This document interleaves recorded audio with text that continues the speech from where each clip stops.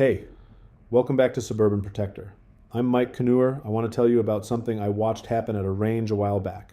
Nothing bad came of it. Nobody got hurt. But it's the kind of moment that sticks with you. A woman, fairly new shooter, doing everything right. She sets her pistol down on the bench, turns around to grab a box of ammo out of her bag, and while she's turning, she picks the gun back up and pivots toward her friend to ask a question.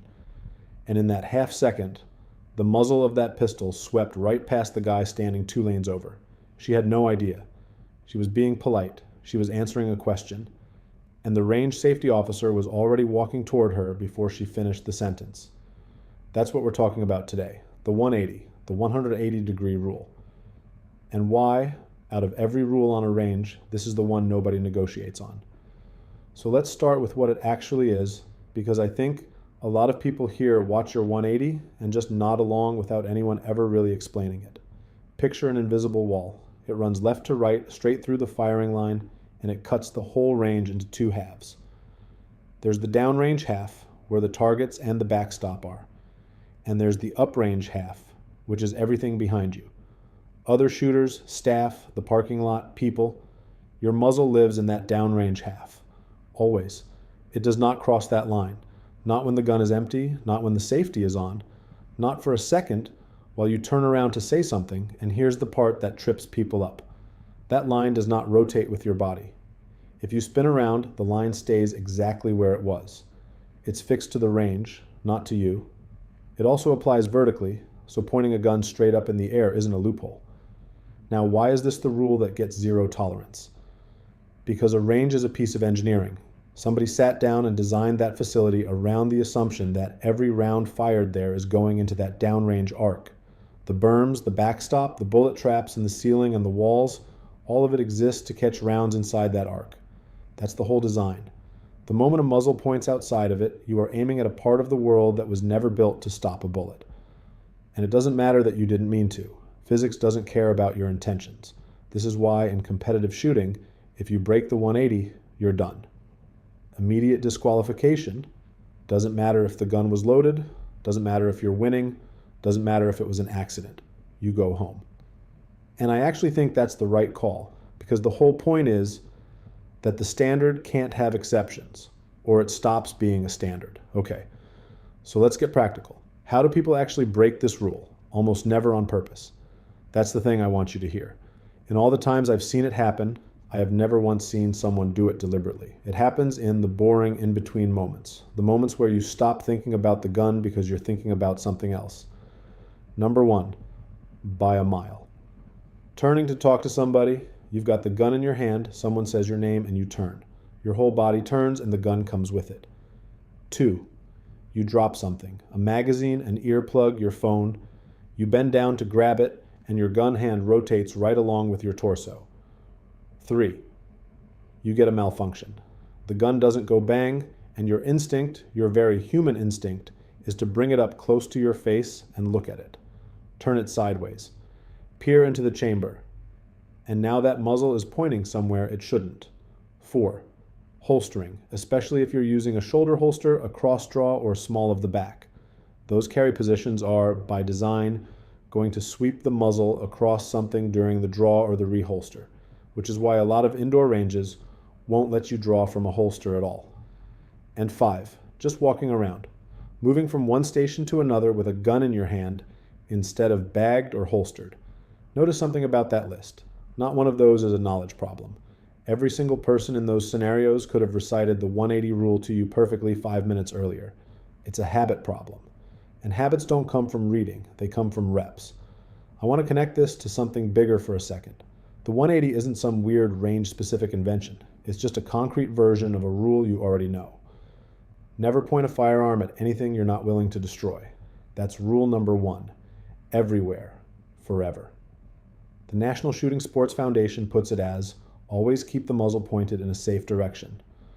But here's the problem with safe direction. It's vague.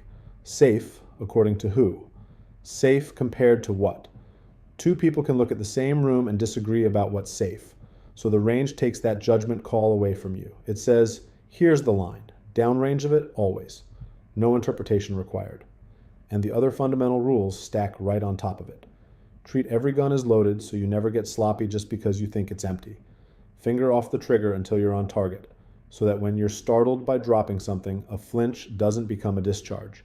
Know your target and what's beyond it, which is the entire reason the line exists in the first place. They all reinforce each other. That's not an accident. Quick note on indoor versus outdoor, because people ask. The idea is identical. The application is a little different. Outdoors, you've usually got berms on 3 sides, and that downrange arc guarantees a stray round ends up in dirt instead of somebody's property. But outdoor bays tend to be bigger and less structured. There's more room to move, especially if you're doing movement drills. And more room to move means more chances to lose track of where that line is. Indoors, the building enforces it for you. You're standing at a fixed counter, there are partitions between lanes, and everything about the layout physically points you downrange. But indoor bays are tight, and they're loud, which means if a muzzle does start to drift, an RSO has a lot less time and a lot less space to react. Either way, same expectation. Muzzle stays downrange. So what actually happens if you break it? The response is immediate every time. At a supervised class or a commercial range, an RSO is going to call a stop. Everything halts. They'll have you safe the firearm, and then they'll talk to you about the muzzle direction right then, before anybody keeps shooting. If it's serious, or if it keeps happening, you're going to be asked to leave for the day. In competition, like I said, it's a straight disqualification. And I want to say something about that, because I think people take it personally when it happens to them. None of that is punishment. Nobody's trying to embarrass you. An RSO's entire job is to stop something before it happens. And a broken 180 is a near miss. It's the thing that came close. So they treat it like the serious moment it is, because the alternative is finding out the hard way. If it ever happens to you, and honestly, if you shoot long enough it might, the right response is to just take the correction. Don't argue it. Don't explain it. Just fix it. Here's what I really want you to take away from all of this.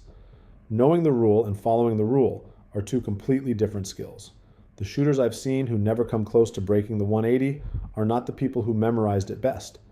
They're the people who practiced it until it stopped being a thought, until muzzle awareness was just running in the background all the time, even while they're reloading, even while they're clearing a jam, even while they're holstering on a timer with their heart rate up. That's not something you can read your way into. You get it by having somebody watch your hands, somebody who's paying attention during the small moments you're not thinking about, somebody who corrects it the first time before it becomes a pattern. That's really the whole argument for training, by the way, not the shooting part. Most people can figure out how to hit a target eventually. It's the everything else part, the handling, the habits, the stuff that happens between shots. Real quick on the local side, since a lot of you listening are here in South Florida.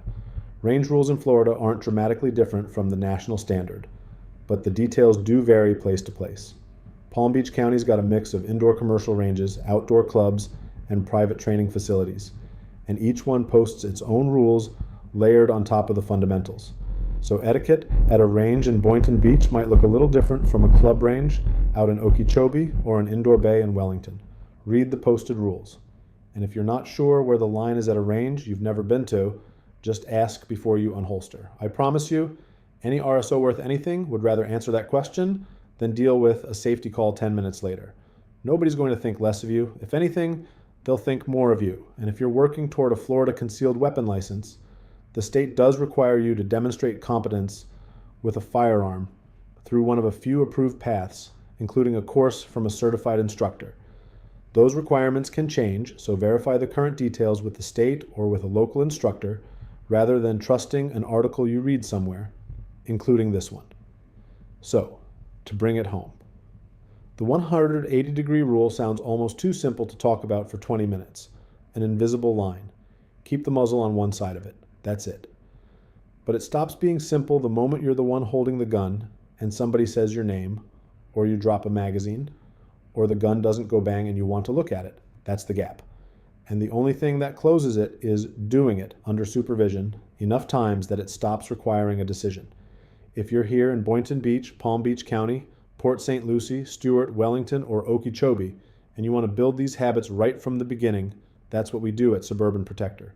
Hands-on training, an RSO on the line, no pressure and no shortcuts. Just the fundamentals, practiced until they're automatic. Thanks for listening. Stay safe, keep training, and I'll see you next time.